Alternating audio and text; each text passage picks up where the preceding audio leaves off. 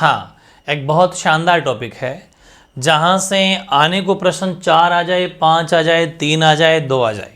छोटा सा session, very selected है।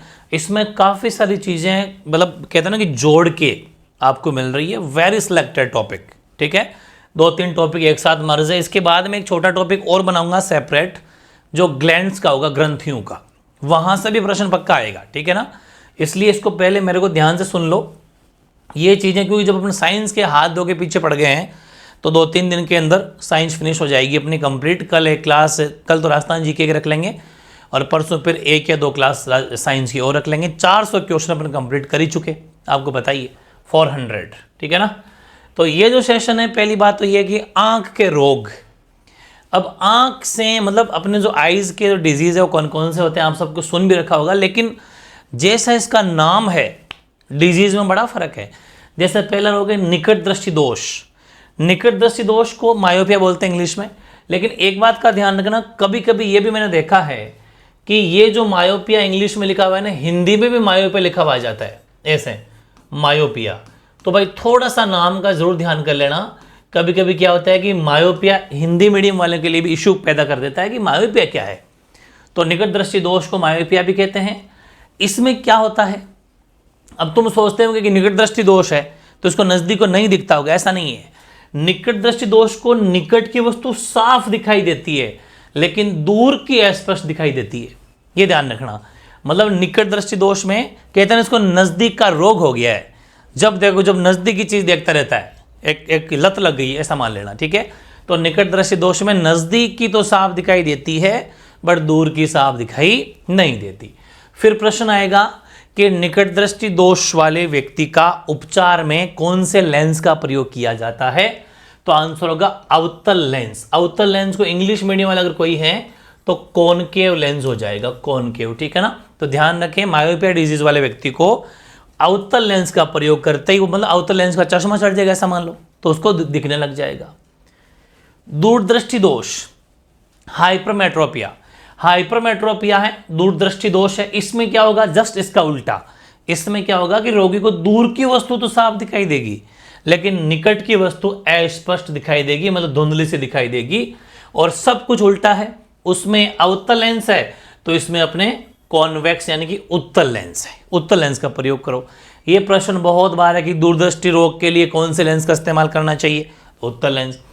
और उसके लिए निकट दृष्टि दोष के लिए अवतल लेंस, ठीक है ना, ये ध्यान रखना। तीसरा रोग होता है जरा दृष्टि दोष। ना तो नजदीक का दिखता ना दूर का दिखता, ठीक है ना। बुजुर्गों में बेसिकली ज्यादा होता है, दादाजी टाइप की उम्र लोगों में। इसमें वृद्धावस्था आ जाती है, एजेड पर्सन हो जाते हैं तो मांसपेशियां जो होती है तो लचीली हो जाती है। लचीली होने से रोगी को दूर व पास की वस्तुएं स्पष्ट दिखाई देना है वो नहीं देती है, बंद हो जाती है। ना दूर की दिखाई देती है ना पास की दिखाई देती है। उपचार क्या है भाई, आपने ऐसा चश्मा देखा होगा, ऐसा चश्मा होता है, ठीक है, ये जो चश्मा है, लेकिन यहां पर क्या होगा कि एक छोटा सा लेंस और होगा उस लेंस के अंदर ही, ऐसा बाइफोकल बोलते हैं इसको, मतलब कि द्विफोक्सी। द्विफोक्सी का मतलब क्या हो जाएगा, बाइफोकल लेंस होता है, मतलब दोनों लेंस इसके अंदर होते हैं, उत्तल भी और अवतल भी। लेकिन बात यह है, ये प्रश्न आया हुआ है ये कि नीचे कौन सा होता है ऊपर कौन सा होता है। तो नीचे तो होता है उत्तल और ऊपर होता है अवतल। इसकी एक ट्रिक हो जाएगी कि अवतल में ज्यादा वर्ड है, अवतल 4 अक्षर है तो सीधी सी बात, जो बड़ा होगा वो ऊपर होगा और उत्तल छोटा है तो ये नीचे हो जाएगा। समझ में आ गई, मतलब अवतल में 4 है ना, अवतल तो 4 हो गए, तो ये 4 वाला तो है ऊपर, और उत्तल, उत्तल में 3 शब्द है, 3 शब्द है तो ये नीचे आ जाएगा। ये ध्यान रखें। मतलब ये हुआ कि अगर ये लेंस है इस तरीके से तो देखो, ये तो है आपका उत्तल, इसमें तो उत्तल लेंस है मतलब कॉन्वेक्स है, और यहां पर है अवतल लेंस। बस ये ध्यान रखना है, वेरी इंपॉर्टेंट चीज समझ में आ गई। एक रोग होता है वर्णांधता। वर्णांधता में क्या होता है कि एक आनुवंशिक बीमारी है, वैसे ये जेनेटिक डिजीज है, ठीक है ना। ये एक आनुवंशिक है जो पीढ़ी दर पीढ़ी चलती है, आनुवंशिक बीमारी है। इनमें मनुष्य की दृष्टि सामान्य रहती है, नॉर्मल, लेकिन जो है वह रंगों यानी हरा व लाल में भेद नहीं कर पाता। वो मतलब वर्णांतता होता है। कहते हैं ना कलर ब्लाइंडनेस, इसे क्या बोलेंगे अपन, कलर ब्लाइंडनेस होती है, ये कलर ब्लाइंडनेस होती है NASS। ये इसमें बेसिकली लाल और हरा रंग जो है ना वो इनमें भेद नहीं कर पाता। तभी मिलिट्री आर्मी के वैकेंसी में, पुलिस के वैकेंसी, कोई सी भी बेल्ट वाली, चाहे अन्य अदर भी ड्राइविंग वाली कोई सी भी, उनमें जो ये कलर ब्लाइंडनेस जिसके भी हैं उसका, क्योंकि ये एक ऐसी बीमारी है इसका इलाज नहीं है, लाइलाज है ये। जब बंदा कोई ड्राइवर है और रेड बत्ती के, और रेड को और हरे दो ही बत्तियां मेन होती है, रेड में रुकना, हरी में जाना है। अगर दोनों ही पहचान नहीं हो पा रही तो वो तो कुछ भी चेप देगा, बैठ देगा किसी से भी, है ना। तो किसी को बैठ सकता है, ठोक सकता है। इसके लिए वर्णांतता जो है इनको मतलब डिजीज वाले लोगों को इसमें वैकेंसी में नहीं रखा जाता। लेकिन अपन को ये समझना है कि हरा व लाल, प्रश्न बहुत बार आया कि पीला व लाल, नीला व लाल, लेकिन हरा व लाल जो है वर्णांतता में रोग वो नहीं पहचान पाता। एक होता है रतौंधी, है ना, तो ये नाइट वाला होता है, यानी रात को दिखाई नहीं देता, उसको कहते हैं रतौंधी। हो गया क्या, रतौंधी का मतलब है रात में, रात का अंधा, रात में दिखाई नहीं देना, किसी किसी अंधेरे में दिखाई नहीं देता। एक है ग्लूकोमा, ग्लूकोमा आंख के लेंस में द्रव्य प्रवाह रुकना। जब आंख के लेंस है उसमें द्रव्य मतलब लिक्विड, मतलब ड्राई हो जाता है, तो द्रव्य का प्रवाह रुक जाता है, आंख में सूजन आ जाती है, प्रकाशीय तंत्रिका नष्ट हो जाती है जो कि लाइट पैदा करती है। इस रोग के क्या ये सब लक्षण है?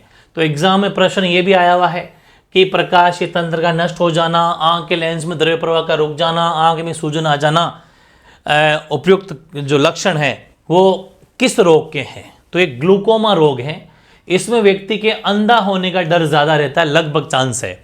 देखो इनमें कोई चश्मे वश्मे नहीं है, जैसे ग्लूकोमा, रतौंधी और वर्णांधता, ये तीनों रोग वो रोग हैं, ये जेनेटिक बीमारियां भी हैं और वैसे रोग भी हैं। इनका कोई ट्रीटमेंट नहीं है, ऑपरेशन वगैरह ऐसे कुछ ट्रीटमेंट होता है, मेडिसिन भी चलते हैं, लंबे कोर्स चलते हैं, उनसे ठीक हो जाता है ठीक है, वरना इनका कोई इलाज नहीं है, बंदा लगभग अंधा ही हो जाता है, ये चीज़ है। फिर ये मैंने ऐसे ही लिख दिया अलग से, इसको आप नोट बना के एक बॉक्स बना के लिख सकते हो अलग से, ये कोई आंख के डिजीज़ का नहीं है। मैंने आपको 400 क्वेश्चन जब करवाए थे तब इन दोनों एक इससे मैंने प्रश्न लिया था, ठीक है ना। ये निश्वसन में श ये लिख लेना। तो निश्वसन और उच्छ्वसन इन दोनों में बड़ा फर्क है। निश्वसन का मतलब है वायु ग्रहण करना, जबकि वहां पर निश्वसन है, ऐसा लगता है वायु को छोड़ना, हवा नहीं लेना, लेकिन ऐसा नहीं है।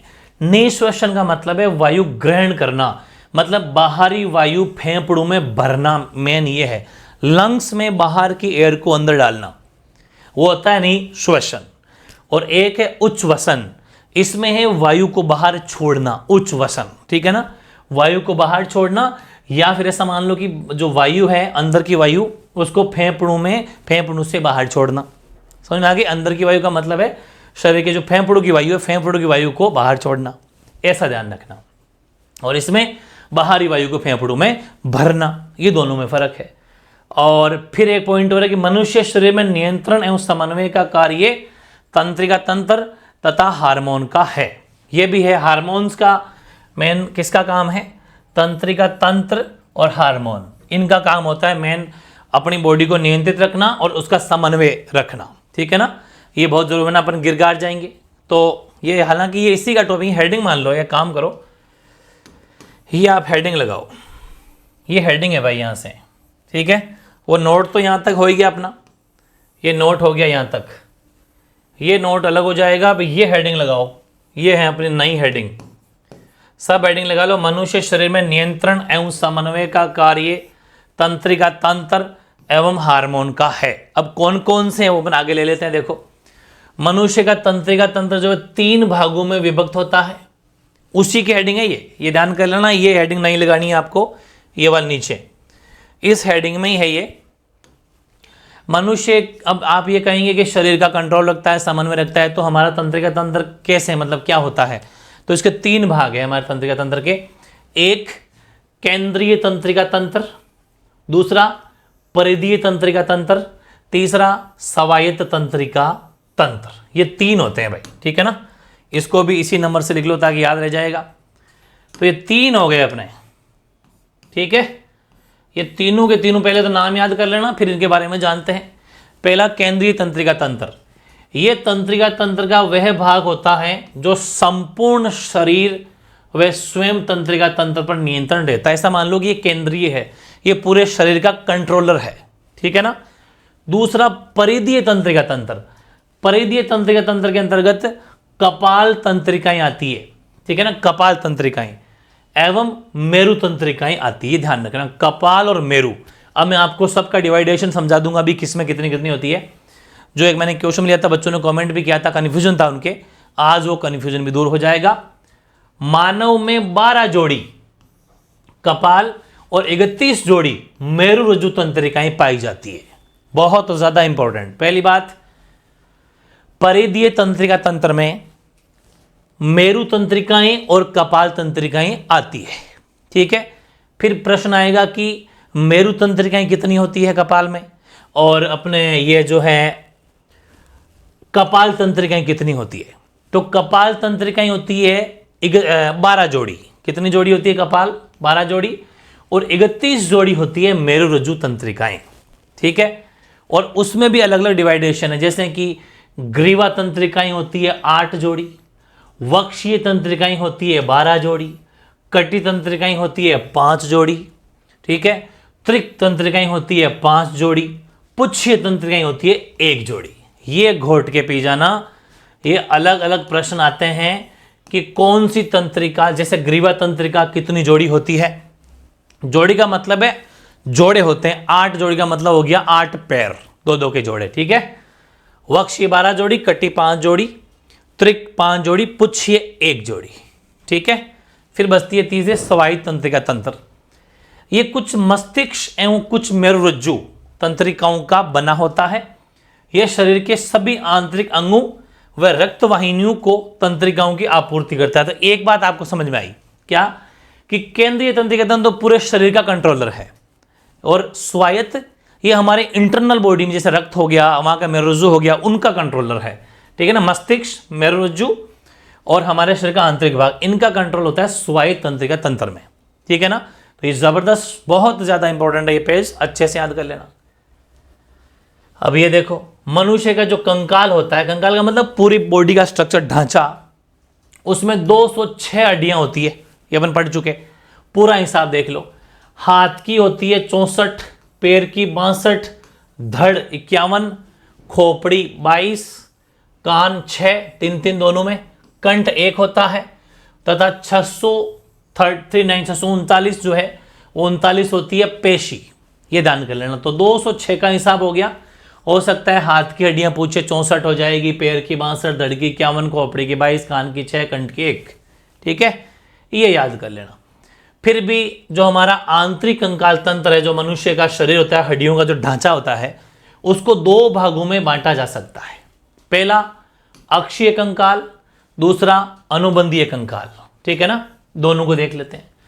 अक्षीय कंकाल में 80 हड्डियां और अनुबंधीय कंकाल में 126 हड्डियां, ठीक है। हो गई 206, हो गई, दोनों को जोड़ लो, 206 हो गई पूरी कंप्लीट। अब 80 हड्डियों में कौन कौन आती है? सिर 29, उरोस्थी 1, पसलियां 24, ठीक है, ये चीज हो गई। और अनुबंधीय तो होती है, वैसे इतना डीप जाने की जरूरत नहीं। अक्षीय याद कर लो, अक्षीय कितनी? 80, अनुबंधीय कितनी? 126, बस। फिर भी अंदर याद रह जाता तो देख लेना। एक है स्टर्नम अस्थि। स्टर्नम अस्थि जो होती है, अस्थि का मतलब हड्डी है, ध्यान रखना, ठीक है। तो पसलियों को आपस में जोड़ने वाली अस्थि को स्टर्नम अस्थि कहते हैं। ये वक्ष के बीचों बीच, वक्ष के बीचों बीच है ना, ये वक्ष है, वक्ष स्थल के बीचों बीच स्थित होती है। मनुष्य में 12 जोड़ी पसलियां पाई जाती है। स्टर्नम अस्थि को ब्रेस्ट बोन, ठीक है ना, ब्रेस्ट बोन का मतलब है ये जैसा ब्रेस्ट बोन हो गया, बीच बीच में जो हड्डी होती है वो ब्रेस्ट बोन के नाम से भी जाना जाता है। ये प्रश्न इंपॉर्टेंट है कि कौन सी अस्थि को या कौन सी हड्डी को ब्रेस्ट बोन के नाम से भी जाना जाता है, तो वो आ जाएगी स्टर्नम अस्थि। फिर है मनुष्य की जो अंश मेखला है, उसके दोनों भाग अलग अलग होते हैं। इसके प्रत्येक भाग केवल एक चपटी व तिकोनी अस्थि होती है, जिसे स्केपुला, स्केपुला मतलब शोल्डर ब्लेड कहते हैं। इसके आगे के भाग को क्लेविकल कहते हैं। क्लेविकल को कॉलर बोन कहा जाता है, कॉलर बोन, ठीक है ना। ये कुछ फैक्ट है, सीधे सीधे देख लेना एक बार। फीमर सबसे लंबी अपने देखा था, और टिबियो फिबुला, ठीक है ना, इनके संधि स्थान का मतलब दोनों जब आपस में जुड़ती है वो संधि स्थान होता है, जुड़ना। वहां पर एक गोल अस्थि होती है जिसे घुटने की अस्थि यानी नी केप, नी मतलब घुटना है ना, नी केप या पटेला कहते हैं। ये भी बहुत इंपॉर्टेंट फैक्ट है, ये सारे के सारे फैक्ट है, सीधा सीधा जाएगा पटेला क्या है, नी केप क्या है, ठीक है, तो ध्यान रखना। और पटेला अस्थि 2 होती है ये भी, लेकिन कोई बात नहीं, इतना याद कर लेना अपने, तो कोई दिक्कत वाली बात नहीं है। हेडिंग लगाओ एंजाइम, ये हेडिंग लगाइए आप, एंजाइम, ये बहुत इंपॉर्टेंट है। और क्या पढ़ेंगे एंजाइम में, क्या पढ़ेंगे कि कौन सा एंजाइम कहाँ से स्रावित होता है और उसकी प्रकृति क्या होती है। एक तो स्रावित कहाँ से होता है, दूसरी बात प्रकृति। प्रकृति 2 ही तरह की होगी, या तो अम्लीय या क्षारीय, ठीक है ना, बस ये आपको हेडिंग लगानी है। सबसे पहले नंबर 1 लगाओ टाइलिन एंजाइम, वेरी इंपॉर्टेंट है, जो मैंने आपके लाइव टेस्ट में ले भी चुका मैं आपको 400 क्वेश्चंस में। टाइलिन एंजाइम जो है वो कहां से स्रावित होता है, तो मुंह से लार द्वारा स्रावित होता है। प्रकृति कैसी होती है, अम्लीय, ठीक, एक बात समझ में आ गई।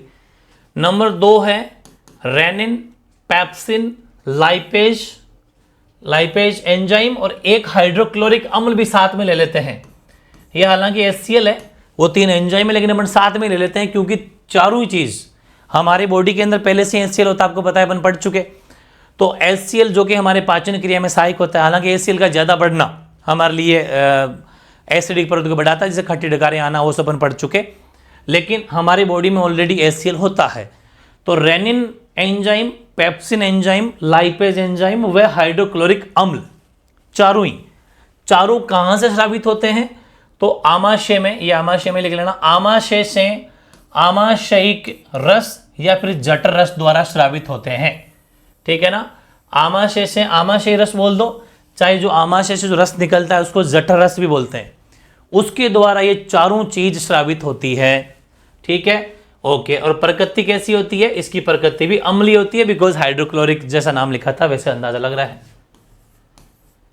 तीसरी बात आती है टिप्सिन, ध्यान रखना ये पेप्सिन अलग है, टिप्सिन अलग है। टिप्सिन, एमाइलेज और लाइपेज, ये जो चारों है टिप्सिन, एमाइलेज और लाइपेज, ये चारों के चारों जो एंजाइम है ये अग्नाशेष हैं, अग्नाशयिक द्रव द्वारा स्रावित होते हैं। जैसे ये होते थे आमाशय से आमाशयिक रस, वैसे ही अग्नाशय से अग्नाशयी रस बोल दो चाहे द्रव बोल दो, बात एक ही है, द्वारा स्रावित। प्रकृति इनकी क्षारीय होती है, लेकिन मतलब बेसिक होती है, ये अम्लीय नहीं होती है, क्षारीय होती है। फिर नंबर 4 पॉइंट की बात करते हैं, चौथा पॉइंट है maltase, sucrase, lactase, erepsin enzyme, ये कहाँ से स्रावित होते हैं, छोटी आंत से, छोटी आंत से आंतरस द्वारा स्रावित, इतना से याद कर लेना, छोटी आंत से, ठीक है, जो क्षारीय प्रकृति का होता है। ये भी कौन सी प्रकृति है इनकी, क्षारीय। तो rennin, pepsin, lipase, hydrochloric acid और टाइलिन, इनके तो अम्लीय है, बाकी इनके क्षारीय है। अब है यकृत, यकृत का मतलब है लीवर, ठीक है ना, इसको आप लीवर कर लेना। यकृत का मतलब क्या हो जाएगा भाई, लीवर है। तो लीवर की क्या खास बात है, तो लीवर की मैं अगर बात करूं, यकृत में लीवर जो होता है, यकृत से पित्त द्रव है जो कि एंजाइम की क्रिया में मदद करता है, अपन को बताइए, उसके द्वारा स्रावित होता है। तो प्रश्न क्या आएगा, यकृत है वो किसके क्या स्रावित होता है, किसके द्वारा, तो यकृत से पित्त द्रव निकलता है, ठीक है ना, जिसको अपन पित्तरस बोलते हैं, बाइल जूस, इंग्लिश क्या हो जाएगी इसकी, बाइल जूस, ध्यान रखना, ठीक है ना, जो एंजाइमों की क्रिया करने में मदद करता है, वहां से स्रावित होता है, और इसकी प्रकृति भी कैसी होती है, क्षारीय। तो प्रश्न क्या आएगा, कौन सा एंजाइम कहां से स्रावित होता है और प्रकृति कैसी होती है, बस ये चीजें ध्यान रखनी है, बाकी कोई खास नहीं है। ये बहुत इंपॉर्टेंट बातें आपकी हो गई, सीधे सीधे प्रश्न यहां से आते हैं। अब मैंने लीवर की कुछ वर्क ले लिए जो बहुत बार पूछे गए हैं भाई। लीवर जो है उनके फंक्शन ऑफ लीवर कर लेना, इंग्लिश मीडियम वाला अगर बच्चा कोई हो तो लिख सकते हो, फंक्शन या वर्किंग एक ही बात है, फंक्शंस ऑफ लीवर, ठीक है। लीवर के क्या क्या फंक्शन है, लीवर क्या क्या काम करता है, यकृत, हिंदी में बोलते हैं यकृत, ये पित्तरस यकृत कोशिकाओं द्वारा इकट्ठा करके यकृत वाहिका मतलब नलियां उसमें डाला जाता है, जहां आंत में पहुंच जाता है। यकृत हिपेरिन का श्रावण, सबसे मैंने लाइव टेस्ट में ले चुका मैं आपको, हिपेरिन का श्रावण करता है, एब्जॉर्ब हिपेरिन को करता है। ये पित्तरस के माध्यम से वसा यानी फैट की रासायनिक संरचना को परिवर्तित कर देता है। पित्तरस के द्वारा भोजन में उपस्थित हानिकारक जीवाणु को नष्ट कर देता है। पित्तवर्णक तथा यूरिया का निर्माण करता है। ठीक है, यूरिया के निर्माण की प्रक्रिया में यकृत अमोनिया को यूरिया में परिवर्तित करता। पढ़ा अपन ने कि भाई मूत्र में या फिर जो बेसिकली दो चीज निकलती है वो यूरिया एंड अमोनिया, मतलब NH3, उसको ये यही काम करता है बंदा। कौन? यकृत। यूरिया के निर्माण की प्रक्रिया जब होती है उस टाइम पर ये यकृत में अमोनिया से यूरिया परिवर्तित करता है। ये विटामिन ए का संश्लेषण करता है और विटामिन ए सी डी का संचय करता है। ठीक है ना, संश्लेषण करके उसको इकट्ठा करता है। भोजन में जहर देकर मारे गए व्यक्ति की मृत्यु के कारणों की जांच जो होती है ना, वो यकृत में उसका महत्वपूर्ण सुराग है, मतलब अच्छा एविडेंस मिल जाएगा कि इसको जहर देके मारा गया क्या, तो जांच में पता चल जाएगा, वहां पर भी यकृत का काम होगा, इसी की जांच होगी। ये रक्त के ताप को नियंत्रित करता है, ब्लड के टेम्परेचर को भी बना के मतलब बैलेंस करके रखता है। ये सारी बातें कैसे आती है एग्जाम में, इनमें से कोई 4 बात आ जाएगी। कौन सा कार्य यकृत का नहीं है, कौन सा कार्य यकृत का है, ऐसे आ जाते हैं। ठीक है ना, इसलिए इंपॉर्टेंट है। अब कुछ उत्सर्जी अंग है जो जिसका मैं लाइव टेस्ट भी ले चुका। 5 हमारे शरीर के उत्सर्जी अंग है। उत्सर्जी का मतलब जिसके माध्यम से अपन हमारे शरीर के अपशिष्ट को त्यागते हैं, लाइक वृक्क यानी किडनी, त्वचा स्किन, फेफड़े लंग्स, आंतर इंटेस्टाइन और यकृत लिवर। एक एक बात करते हैं। वृक्क की बात करते हैं, नाइट्रोज, अच्छा ये भी प्रश्न आता है कि वृक्क किडनी उत्सर्जी अंग तो है, लेकिन ये किन किन का उत्सर्जन करती है, तो नाइट्रोजनी अपशिष्ट पदार्थ, जल की अतिरिक्त मात्रा अगर ज्यादा वाटर हो तो, और टॉक्सिन्स को शरीर से बाहर करने का काम करती है किडनी। स्किन, जल, खनिज लवण, श्वेत तथा कुछ मात्रा में नाइट्रोजनी अपशिष्ट पदार्थों को शरीर से बाहर निकालती है। फेफड़े, ये कार्बन मोनोऑक्साइड CO एवं जल को जलवाष्प के रूप में शरीर से बाहर निकालते हैं। आंत्र, ये अनपचा एवं अन्य उत्सर्जी पदार्थ होते हैं ना जो मल के रूप में बाहर काम करने का काम छोटी और बड़ी आंत करती है। सबसे पहले 60% प्लस भोजन का डाइजेशन छोटी आंत में हो जाता है, उसके बाद में बड़ी आंत, बच्चा तुझा बड़ी आंत के पास जाता है, फिर वो बाहर आ जाता है। लीवर, ये अमोनिया को यूरिया में बदलने का काम लीवर करता है। तो ये सारे काम बहुत ज़्यादा इंपॉर्टेंट है, ज़रूर बताना क्लास कैसी लगी। अब एक क्लास आपकी आएगी जो आएगी ग्रंथियों की, ठीक है ना, जिसमें मैंने बहुत क्वेश्चन आपके लिए हैं, लेकिन उन ग्रंथियों ग्लैंड्स जो हैं बहुत ज़बरदस्त है, मतलब हर हाल में प्रश्न को आना ही आना पड़ेगा। कौन सी ग्रंथि, जैसे मैंने कह दिया पीयूष ग्रंथि, अब पीयूष ग्रंथि को मास्टर ग्रंथि भी कहते हैं, सबसे छोटी होती है वगैरह वगैरह, जितनी भी खास खास बातें हैं। कौन सा ये मतलब श्रावित करती है, रस कौन सा निकालती है, कौन सा हार्मोन, सारी बातें अपन पढ़ेंगे, ठीक है ना। वो बहुत ज़्यादा इंपॉर्टेंट सेशन होगा इसकी तरह ही, तो वो भी देख लेंगे। तो इसको भी देखा कैसा लगा जरूर बताना, और ग्रंथियों वाला सेशन छोटा सा अलग बना दूंगा, बाकी लाइव टेस्ट चलते रहेंगे। और भी किसी पर अगर कोई डाउट हो, इशू हो कोई टॉपिक पर, तो मुझे बता देना, मैं उसके ऊपर भी आपके सेशन रख दूंगा, ठीक है। और ये सेशन बहुत इंपॉर्टेंट है, ढंग से घोट के पी जाना। बाकी लाइव टेस्ट के 400 क्वेश्चन कंप्लीट कर लिए हैं, 200-300 भी 400 और बनेंगे, जो मैं 100 के आपके पैकेज में ला के आपको करवा दूंगा, ठीक है। कल अपन राजस्थान जीके भी करेंगे और साइंस भी करेंगे, ठीक है ना। चलो फिर मिलते हैं नेक्स्ट सेशन के साथ में, ओके।